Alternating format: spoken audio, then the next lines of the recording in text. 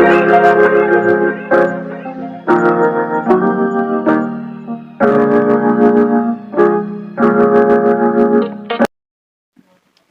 Everyone, good evening, welcome back to my channel. I hope आप सभी अच्छे होंगे। हम केमिस्ट्री की क्लासेस कर रहे हैं। केमिस्ट्री की हमारी फर्स्ट क्लास हो गई थी, उसमें हमने क्लासिफिकेशन ऑफ सॉलिड किया था। अब हम आज नेक्स्ट टॉपिक करते हैं। क्लासिफिकेशन ऑफ सॉलिड में हमने देखा था कि सॉलिड्स टू पार्ट्स में क्लासिफाई किए गए हैं, crystalline solids and amorphous solid. Crystalline solids ऐसे सॉलिड्स होते हैं जिनका डेफिनेट और रेगुलर अरेंजमेंट होता है, जिनके पार्टिकल्स में डेफिनेट और रेगुलर अरेंजमेंट होता है, जबकि जो क्रिस्टलाइन एमॉर्फस सॉलिड्स थे उनमें रेगुलर अरेंजमेंट नहीं था। क्रिस्टलाइन सॉलिड ट्रू सॉलिड्स थे, एमॉर्फस सॉलिड सुपर कोल्ड और स्यूडो सॉलिड है, और क्रिस्टलाइन सॉलिड एनआइसोट्रॉपिक इन नेचर है, amorphous solid isotropic in nature है। क्रिस्टलाइन सॉलिड के शार्प मेल्टिंग पॉइंट होते हैं, अमॉर्फस सॉलिड्स के शार्प मेल्टिंग पॉइंट नहीं होते हैं।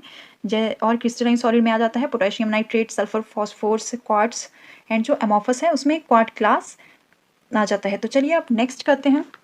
नेक्स्ट है milkiness of glass.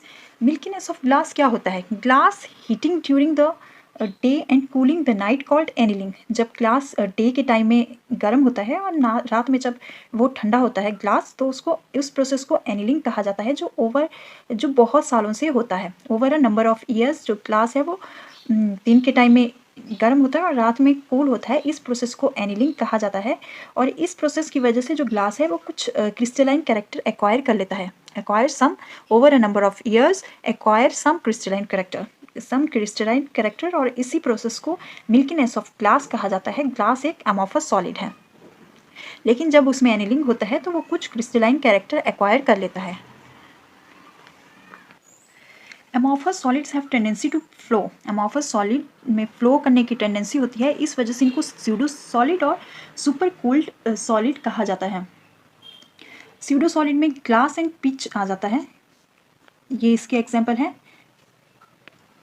Then pseudo solids क्या होते हैं? स्यूडो सॉलिड्स ऐसे सॉलिड्स होते हैं जिनकी शेप होती है, have shape. Pseudo solids that have a shape but can be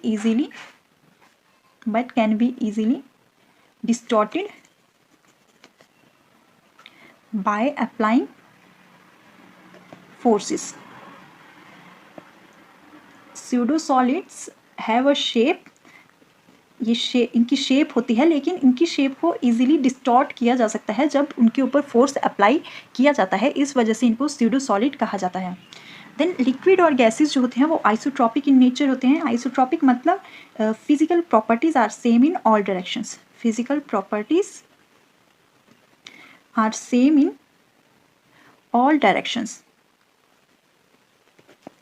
Liquid and gases are isotropic in nature. Then next point is the amorphous silicon. Amorphous silicon जो है, it is a best photovoltaic material. ये best photovoltaic material है जो sunlight को electricity में convert करता है। और मैंने इनमें टॉपिक में ऐसे ही पॉइंट ऐड किए हुए हैं जो इम्पॉर्टेंट है और जो प्रीवियस ईयर में पूछे गए हैं।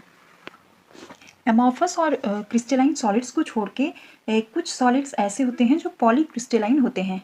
पॉलीक्रिस्टलाइन मतलब वो हमें एमॉर्फस दिखते हैं। Some solids appear amorphous but have microcrystalline structure. Appear amorphous but have microcrystalline structure.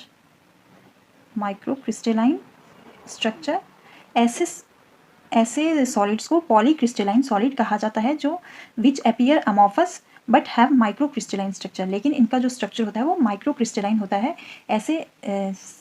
ऐसे सॉलिड्स को पॉलीक्रिस्टलाइन सॉलिड्स कहा जाता है। Then next point is the isomorphism and polymorphism. क्या होता है isomorphism? When two or more crystalline solids having similar crystalline form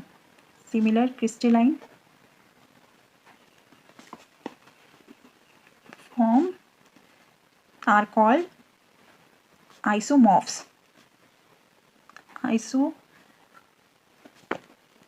Isomorphous जब दो या दो से ज़्यादा क्रिस्टलाइन सॉलिड्स की सिमिलर क्रिस्टलाइन फॉर्म होती है उसको आइसोमॉर्फस कहा जाता है and the property this property is called isomorphism. Isomorphism. When two or more crystalline solids having similar crystalline form are called isomorphous solids and this property is called isomorphism. इस property को isomorphism कहा जाता है. ये मैं इसलिए करवा रही हूँ कि 1 मार्क का क्वेश्चन यहाँ से भी आ जाता है. आइसोमॉर्फिज्म और पॉलीमॉर्फिज्म क्या होता है. इसके जो एग्जाम्पल है वो है zinc sulphate 7H2O ZnSO4 7H2O zinc sulphate and magnesium sulphate H2 7H2O जिसको इप्सम साल्ट भी कहा जाता है. Epsom salt. Then polymorphism when substance exist in more than one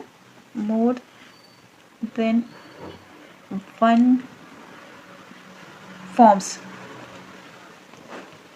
is called polymorphic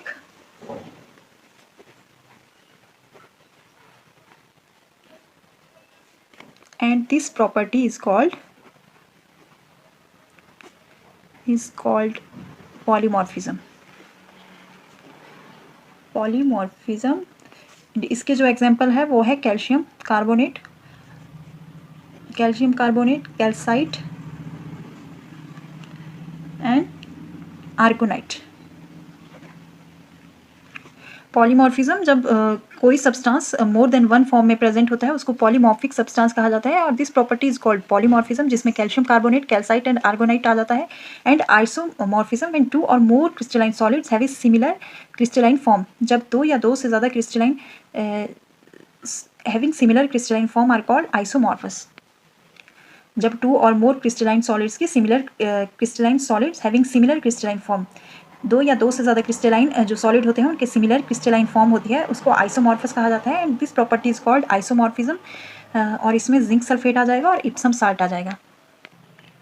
then classification of crystalline solid. यहाँ से भी 1 mark का question पूछा जाता है. 1 मार्क का question HP TET and PGT में, चाहे वो मेडिकल का टेट हो या नॉन मेडिकल का हो, 1 मार्क का क्वेश्चन यहाँ से भी आता ही है. Classification of crystalline solids. First one is the molecular solid.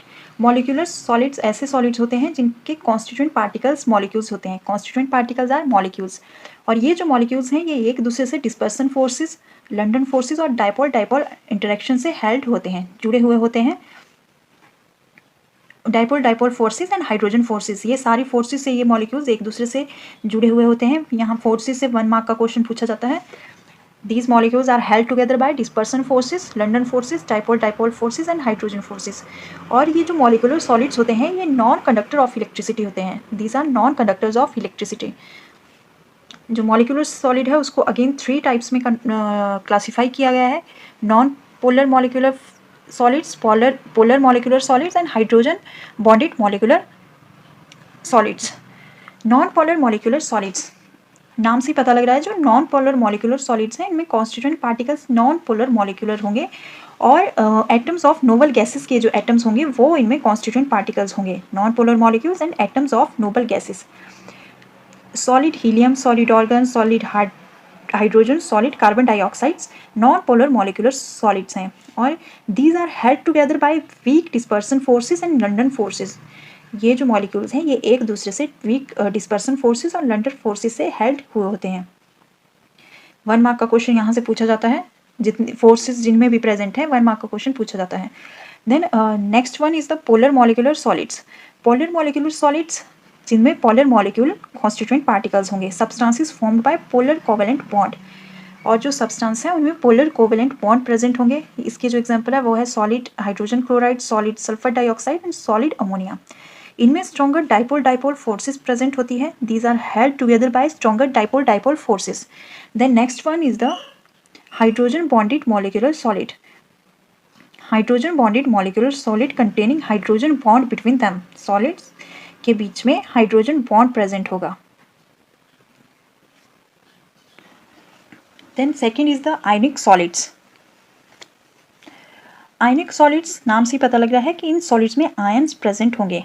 Consist of positively and negatively charge ion, positively और नेगेटिवली चार्ज आयन्स इनमें प्रेजेंट होंगे and these are held together by strong coulombic forces and electrostatic forces of attraction इनमें present होगी।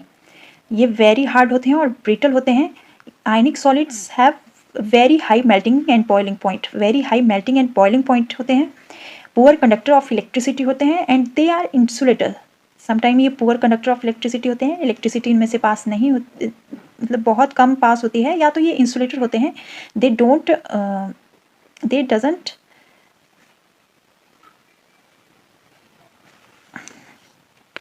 Doesn't pass electricity,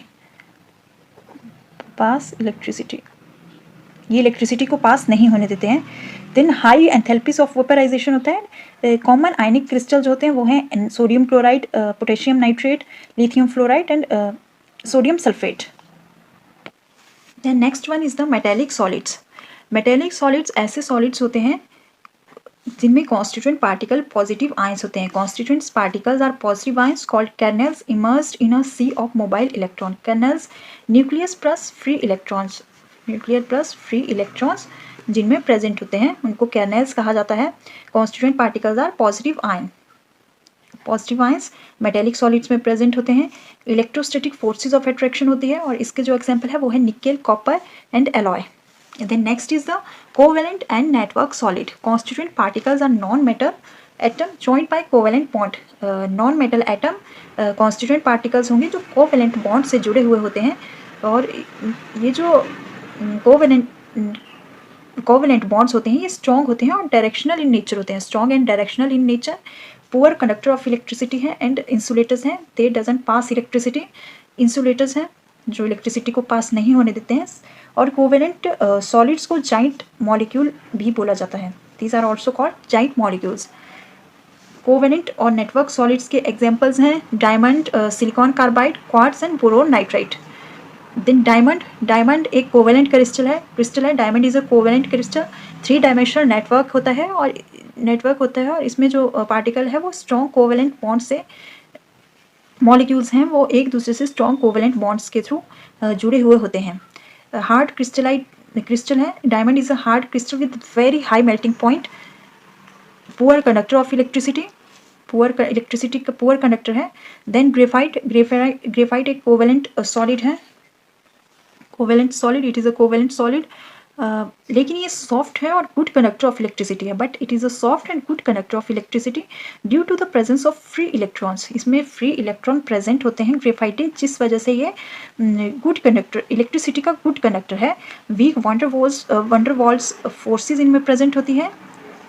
graphite के जो molecules होते हैं उनमें वीक वंडरवॉल्स फोर्सेज प्रेजेंट होती है और ये एज अ यूज़ किया जाता है as a good solid lubricant. ये एक गुड सॉलिड लुब्रिकेंट है और इसका जो स्ट्रक्चर होता है वो फेस सेंटर्ड क्यूबिक इनका स्ट्रक्चर होता है। डायमंड में sp3 हाइब्रिडाइजेशन होती है जबकि जो ग्रेफाइट है उसमें sp2 हाइब्रिडाइजेशन होती है। ये आज का टॉपिक था क्लासिफिकेशन ऑफ सॉलिड्स का। क्रिस्टलाइन सॉलिड्स की जो क्लासिफिकेशन थी वो हमने कर ली है। यहाँ से कम आपके HPTET और HPTGT में 2 या 3 क्वेश्चन यहाँ से भी पूछे जाते हैं। और फोर्सेस जो पॉइंट है फोर्स वाला कि इनमें कौन सी फोर्सेस प्रेजेंट होती है, यहाँ से तो एक क्वेश्चन फिक्स है ही कि एक क्वेश्चन तो आएगा ही आएगा। इसलिए आप अपनी प्रेपरेशन ठीक से कीजिए। अपनी HPTET की दिसंबर वाली प्रेपरेशन करना स्टार्ट कर दीजिए क्योंकि टाइम अभी बहुत कम है। दिसंबर बस आने ही वाला है, आपके पास ज़्यादा से ज़्यादा 2 या 3 मंथ हैं, उनमें ही आपको प्रिपेयर करना है। तो चलिए आज के लिए बस इतना ही। अगर आपको वीडियो हेल्पफुल लगे तो लाइक और सब्सक्राइब करना ना भूले। Thank you, bye bye, take care.